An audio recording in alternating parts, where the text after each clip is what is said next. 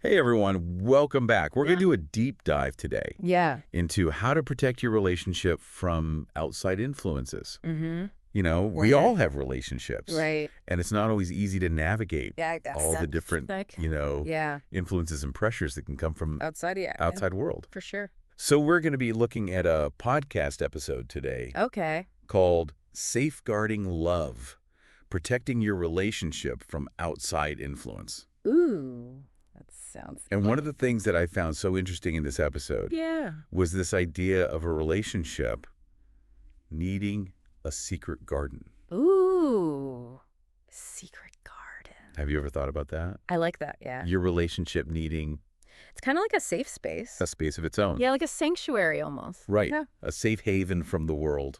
Yeah, that's a powerful metaphor. Yeah, I thought so too. I mean, think about it. Like, Yeah. a garden thrives when it's protected from harsh weather, pests, anything that could disrupt its growth. Yeah. And just like that, relationships also Right. need a space to grow Yeah. without Right. that constant outside pressure or scrutiny. It's like having that little bubble. Yeah, where it's a little world. You could just be yourselves Precisely. and nurture your connection without all those outside voices. Without all the noise. Yeah, exactly. Yeah. Now, the episode also brought up something Okay. that I thought was really interesting. Mm. And it was Proverbs 22.1. Oh, yeah. A good reputation is more valuable than riches. Wow.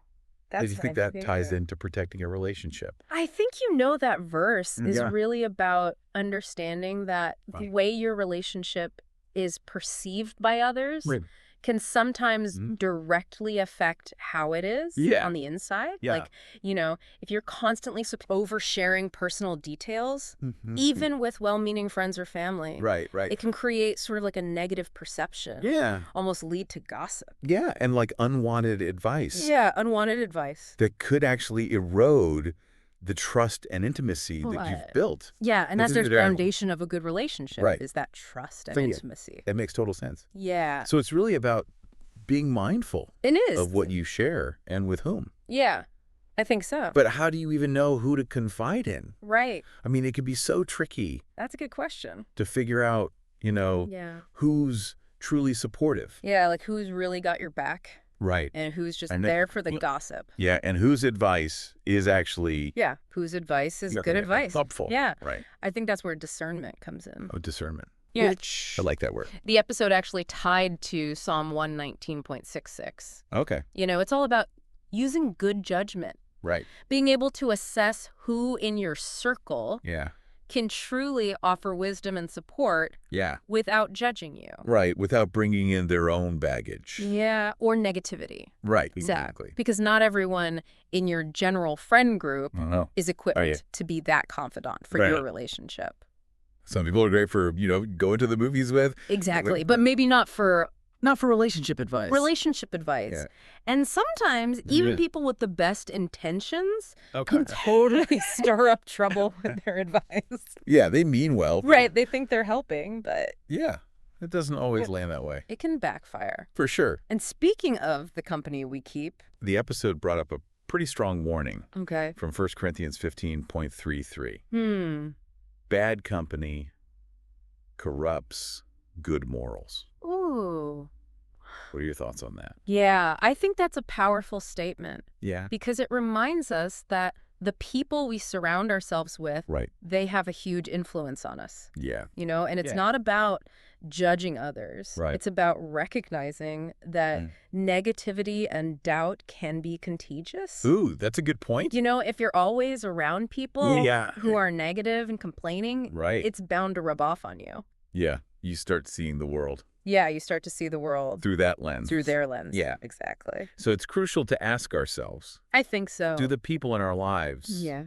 champion our relationship? Yeah, do they make you feel good Do they about your relationship? up this up Yeah, are they supportive? and encourage us? Yeah. Or do they bring negativity and Yeah. drama into the mix? Well, do they bring you down?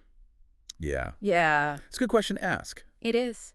Now, the source material also talked about Okay. the importance of shared faith, Mhm. especially in times of conflict or Mhm, external mhm. pressure. Yeah. And it specifically mentioned Matthew 18.20. Okay. What's your take on that? So that verse is about, Yeah. where 2 or 3 gather in my name. I am there among them. Right. And I think it speaks to the power of turning to faith together as a couple. As a unit. Yeah. Yeah. Prayer in particular can be incredibly unifying. It's like you're going through those challenges together. Yeah, you're facing the challenges together. You're seeking guidance from higher power. Yeah, and it can create that sense of shared purpose. Like you're on the same team. Yeah, like you're a team. Yeah. And it builds resilience. It does. Yeah, it's like building that foundation for your relationship that's anchored in something bigger than yourselves. Yeah, absolutely. Right. Yeah.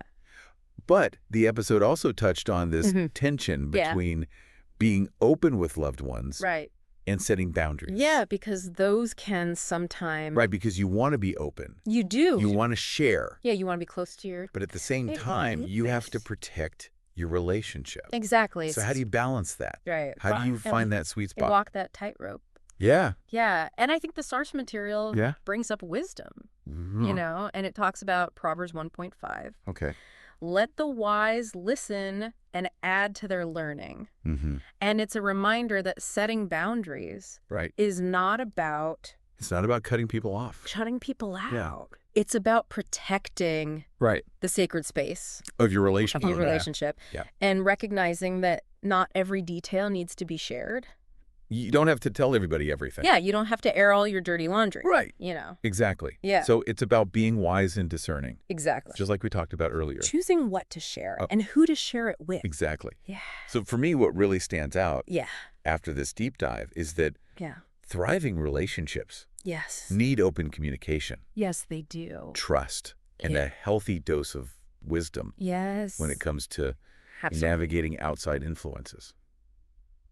Couldn't have said it better myself. Yeah. Yeah. You know, it's about being intentional. Yeah.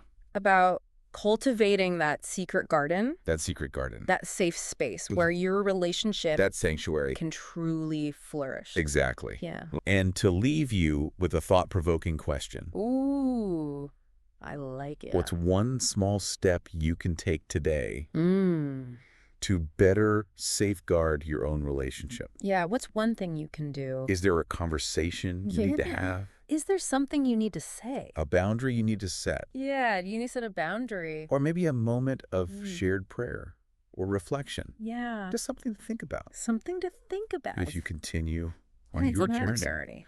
Love and relationships. Exactly. Thanks for joining us. It's been a pleasure. For this deep dive. Yeah. And we'll see you next time. See you next time. Bye. Bye.